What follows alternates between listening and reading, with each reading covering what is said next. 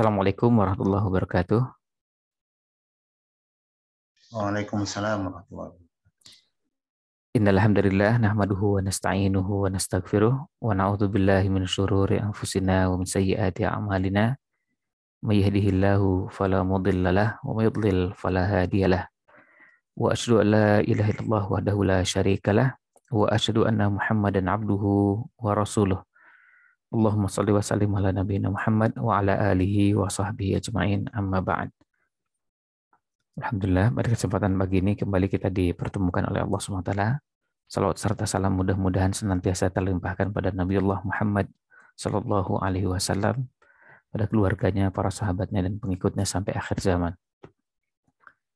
Pada kesempatan pagi ini, insya Allah kita akan masuk pada bahasan Anwa'un Naskhi bi'atibarin nasikh. Pada bahasan sebelumnya, Anwa'un Naskhi bi'atibaril mansukh. Jadi bahasannya tentang naskh atau biasa diistilahkan dengan an-nasikh wal mansukh. Nah, kita lihat di sini di halaman 142, wa yajuzu naskhul kitabi bil kitab. Dan boleh menghapus Alkitab atau Al-Qur'an dengan Al-Qur'an. Wa naskhus sunnati bil kitab. Dan menghapus sunnah dengan Al-Qur'an. Wa bis sunnati, dan dengan sunnah juga. Jadi menghapus sunnah dengan sunnah. Wa yajuzu naskhul mutawatiri bil mutawatiri. Dan boleh menghapus sunnah atau hadis yang mutawatir dengan yang mutawatir. Wa naskhul ahadi bil ahadi wa bil mutawatiri.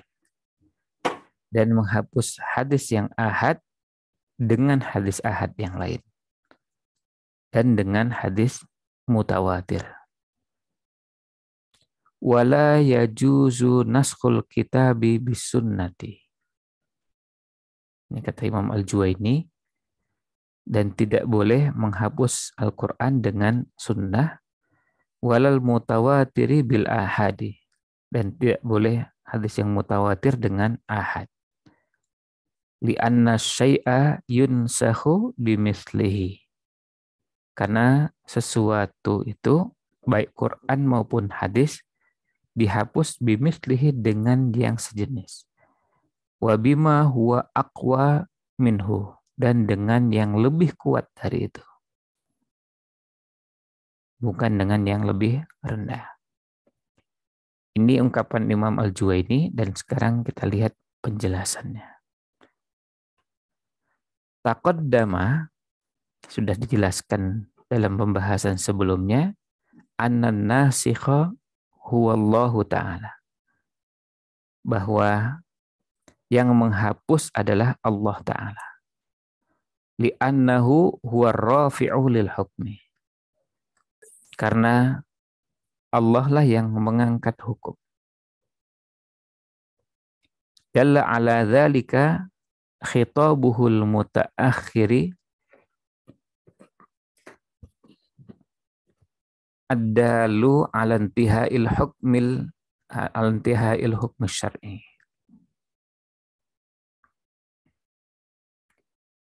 Yang menunjukkan hal tersebut adalah khitabnya. Jadi firman Allah SWT yang muncul belakangan. Berarti ada yang duluan. Nah, yang menunjukkan hal tersebut adalah firman Allah Ta'ala yang datang belakangan, yang menunjukkan bahwa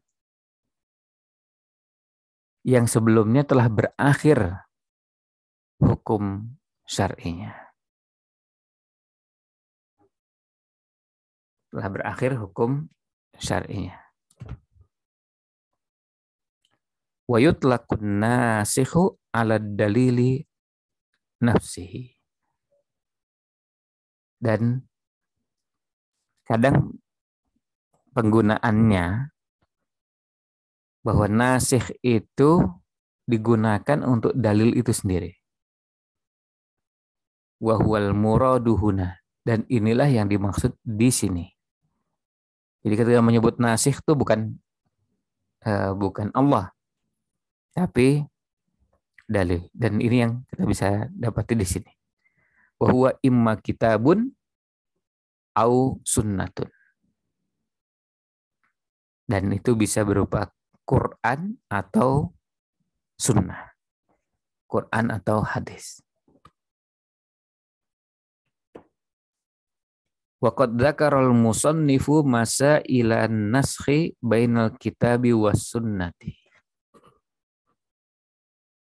Di sini Imam Al-Juwaini sudah menyebutkan beberapa masalah yang berkaitan dengan nasikhnya Al-Quran dan hadis. Yang tadi sudah disebutkan. Al-Quran dihapus dengan Al-Quran, Al-Quran dihapus dengan hadis, apakah mungkin atau boleh, dan sebaliknya hadis. Nah, wa bayyana ma yajuzu wa ma la yajuzu.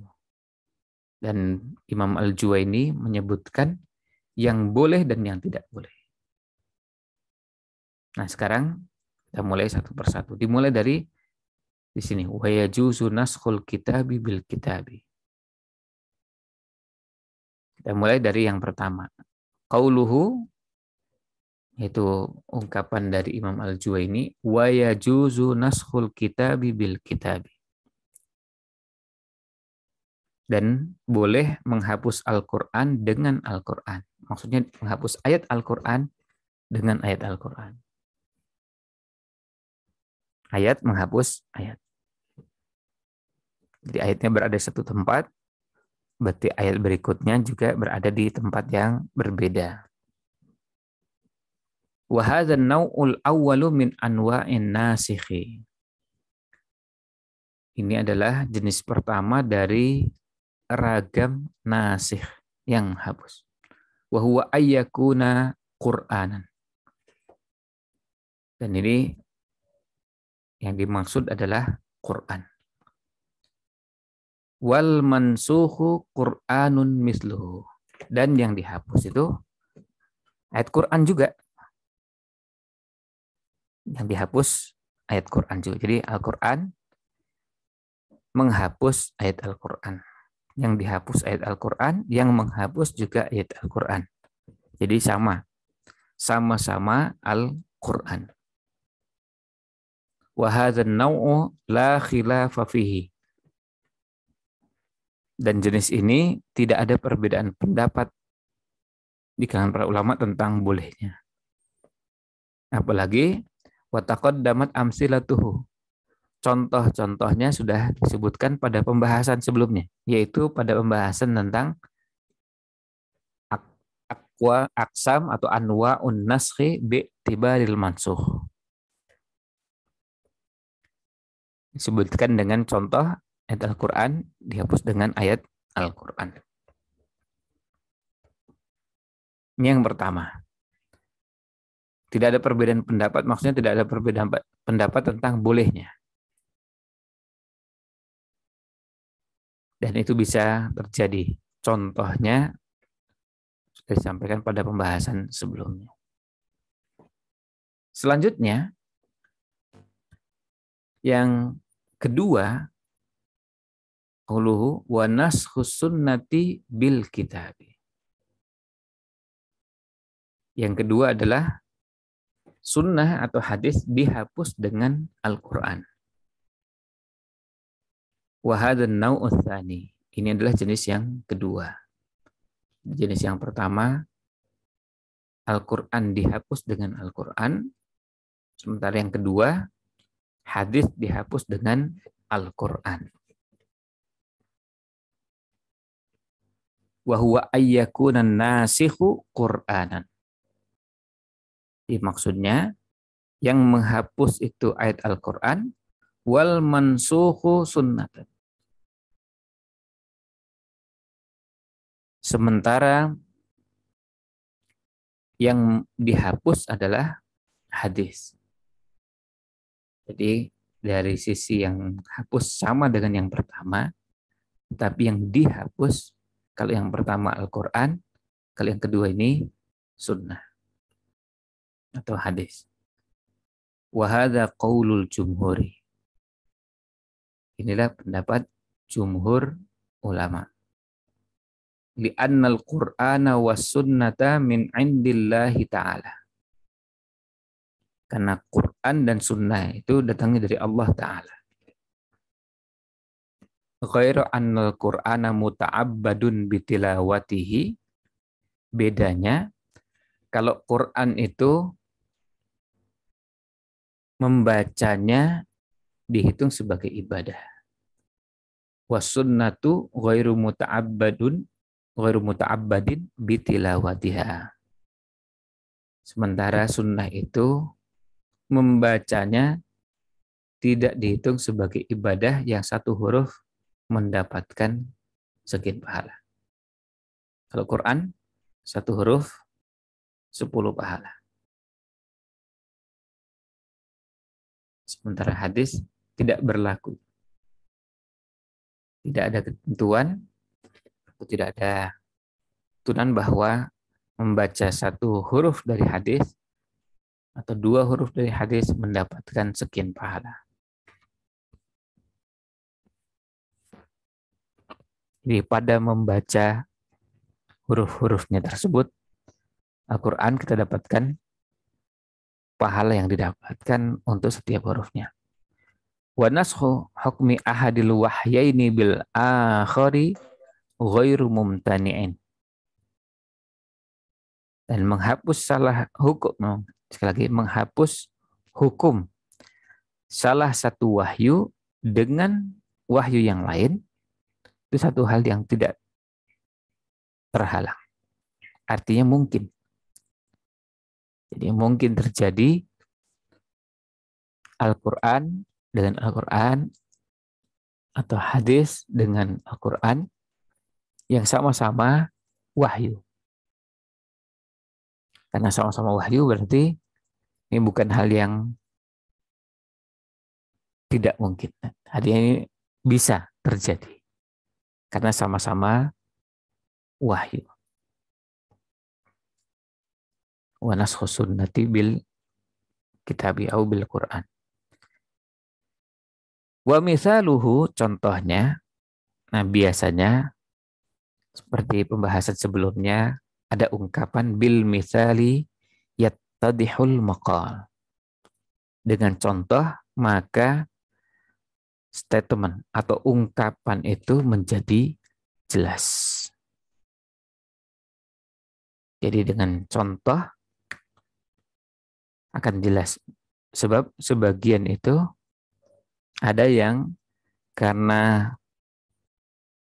kurangnya belajar fikih atau kurang mendalamnya, kurang kokohnya belajar fikih, pada saat belajar usul fikih merasa bahwa contoh itu diperlukan. Dan contoh itu tidak hadir. Padahal contoh-contoh di bahasan fikih bisa sangat banyak.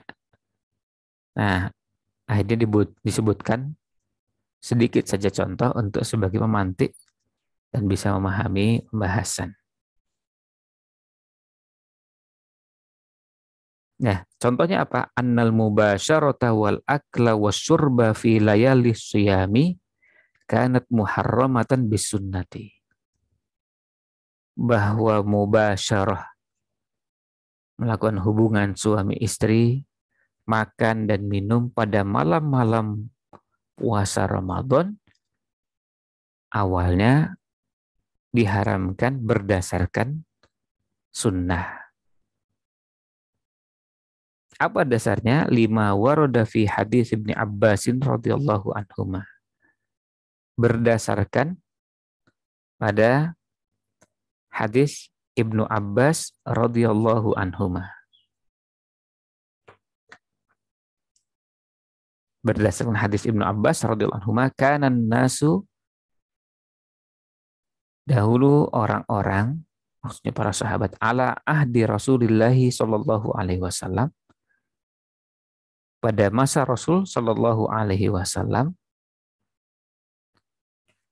idza shallul atamata, jika mereka telah sholat atamah, jika mereka telah melaksanakan sholat isya, haruma alaihimut ta'amu wasyarabu wan nisa,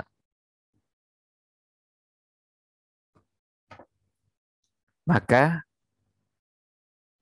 haramlah makanan, minuman, dan hubungan suami istri. Wasamu ilal qabilati, dan mereka melanjutkan atau mulai puasa ya pada malam tersebut sampai hari berikutnya. Maksudnya berarti sampai maghrib hari berikutnya. Fanusikha dzalika. Kemudian hal tersebut dinasakh atau dihapus. Biqaulihi ta'ala, dengan firman Allah Ta'ala, uhilla lakum lailatas shiyamir rafathu ila nisaikum. Telah dihalalkan bagi kalian pada malam-malam puasa ar-rafathu ila nisaikum, menggauli istri-istri kalian. Nah, bahkan kita lihat di sini ayatnya dimulai dengan uhilla, telah dihalalkan. Kalau seandainya sebelumnya sudah halal, tidak perlu disebutkan halal. Ini artinya sebelumnya tidak dihalalkan. Maka dengan turunnya ayat ini, hukum yang sebelumnya haram berubah menjadi halal. Bahkan di sini disebutkan batasnya. Setelah disebutkan hunna libasul lakum wa antum libasul lahun, mereka adalah pakaian bagi kalian dan kalian adalah pakaian bagi mereka. Alimallahu annakum kuntum takhtanuna anfusakum fataba alaikum. Allah mengetahui sesungguhnya ada di antara kalian yang berkhianat pada diri kalian. Maksudnya melakukan perbuatan dosa, melanggar hal ini. Dan kalau kita membaca tafsir ayat ini, ada contoh-contoh. Ada sebagian ulama tafsir menyebutkan 1, ada yang menyebutkan 2 contoh sahabat yang melakukan pelanggaran pada hal ini. Tapi kemudian fataba alaikum, Allah menerima taubat kalian. Wa'afa ankum, dan memaafkan kalian. Lalu apa? Fal'ana, nah sekarang basyiruhunna. Sekarang maka gaulilah mereka. Kita lihat di sini ayatnya menggunakan fi'il amr. Tentu kita hubungkan dengan kaidah yang sudah pernah kita bahas di bahasan amr. Al-amr ba'dan nahi. Amr setelah sebelumnya ada larangan. Maka kembali ke hukum asal. Hukum asal perbuatan tersebut. Di amr setelah adanya larangan. Jadi kalau sebelumnya dilarang, kemudian sekarang diperintahkan. Maka tidak serta-merta perintah itu menunjukkan makna wajib. Tapi dikembalikan ke hukum asalnya perbuatan tersebut. Kalau itu memang hukum asalnya boleh, maka dibolehkan. Sebelumnya dilarang. Nah, dari contoh yang ada di hadapan kita ini, maka jelas bahwa sunnah yang ada atau hadis yang ada, dan hadisnya seperti yang kita lihat tadi dari Ibnu Abbas radhiyallahu anhu ketika menceritakan bahwa para sahabat radhiyallahu anhum di masa Rasul sallallahu alaihi wasallam ketika mereka sudah selesai melaksanakan sholat Isya, maka jadi haramlah makanan, minuman, dan hubungan suami istri sampai malam berikutnya. Dan artinya mereka sudah mulai puasa kembali sampai dengan malam berikutnya. Sampai dengan waktu berbuka di malam berikutnya.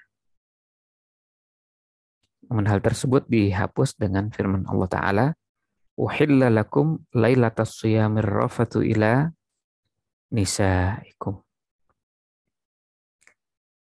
Nah, di sini ayatnya dengan tegas menyebutkan dihalalkan.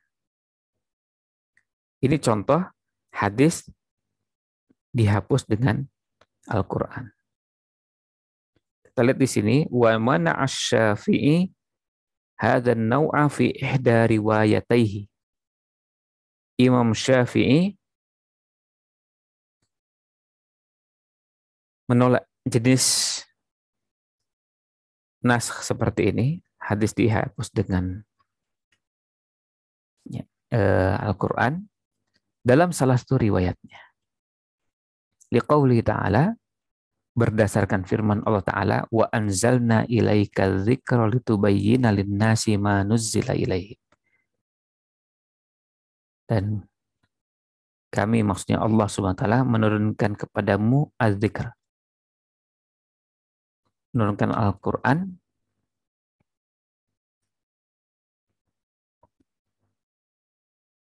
untuk menjelaskan kepada umat manusia apa yang telah diturunkan kepada mereka. Menurunkan wahyu. Wajhud dalalati annahu subhanahu qad ja'ala sunnata bayanan lil Qur'an. Bahwa Allah Subhanahu wa Ta'ala telah menjadikan sunnah itu sebagai penjelas dari Al-Quran. Wan nasikhu bayanun lil mansukhi.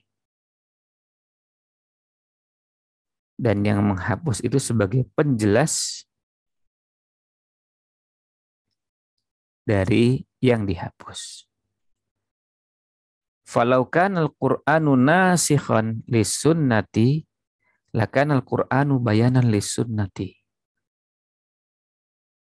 Seandainya Al-Quran itu sebagai penghapus dari sunnah, maka Al-Quran berarti sebagai penjelas dari sunnah atau penjelas dari hadis. Wahada la yajuzu. Dan ini tidak boleh. Jadi bisa dipahami alurnya bahwa yang namanya hadis itu sebagai penjelas Al-Quran, bukan sebaliknya. Sementara nasikh itu adalah bagian dari penjelasan terhadap yang dimansuh. Kalau ada ayat yang dihapus dengan ayat yang lain, karena memang fungsinya untuk menjadi penjelas. Nah, kalau seandainya Al-Quran sebagai penghapus dari hadis, berarti Al-Quran sebagai penjelas dari hadis. Dan itu tidak boleh. Ini kata Imam Syafi'i. Nah, sementara penjelasan ulama yang lain, was-sahihu qaulul jumhuri liwuqu'ihi.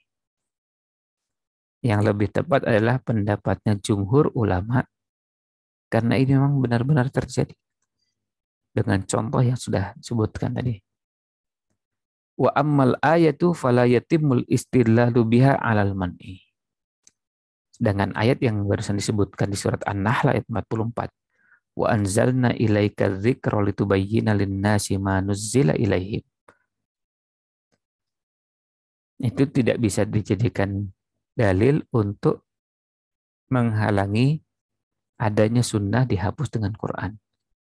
Li jawazi ayyakunal muradu min qawlihi litubayyina, karena bisa jadi yang dimaksud dari litubayyina di surat An-Nahl ayat 44.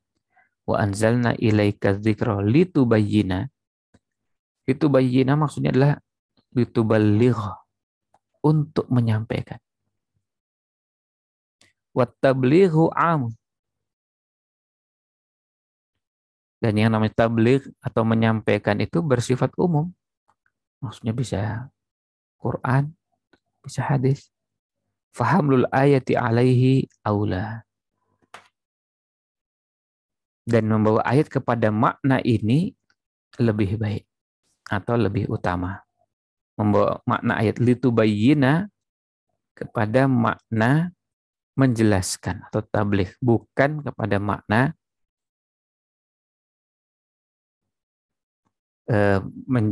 penjelas dalam artian sunnah itu sebagai penjelas Quran dan bukan sebaliknya. Tapi litubayyina itu lebih kepada fungsi Nabi SAW sebagai orang yang diutus oleh Allah SWT untuk menyampaikan agama ini. Lebih kepada fungsi tabligh, menyampaikan agama ini kepada umat manusia. Nah ini jenis yang kedua dari nasakh. Jadi kembali kita lihat bahwa nasakh itu bisa naskhul kitab bil kitab, menghapus Al-Quran dengan ayat Al-Quran yang lain. Yang kedua, naskhus sunnati bil kitab, menghapus sunnah atau hadis dengan ayat Al-Quran. Untuk menunjukkan hal ini, contohnya adalah pada bahasan yang berhubungan dengan puasa. Bahwa di awal disebutkan yang namanya makan, minum, dan hubungan suami istri itu dilarang atau diharamkan setelah mereka mengerjakan sholat al-atamah. Sampai akhirnya turun ayat uhilla lakum lailatas shiyamir rafathu ila nisaikum. Telah dihalalkan bagi kalian ar-rafath ila nisaikum. Jadi awalnya dilarang, tapi kemudian setelah itu dibolehkan berdasarkan firman Allah Subhanahu wa taala di surat Al-Baqarah 187 ini.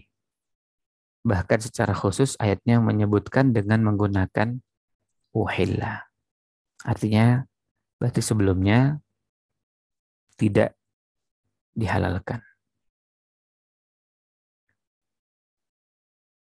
Nah, ini yang menjadi contoh dan bisa sekaligus menjadi dasar untuk bahasan kita ini. Yang dimaksud idza shallul atama, jadi maksudnya adalah setelah tidur. Jadi kalau sudah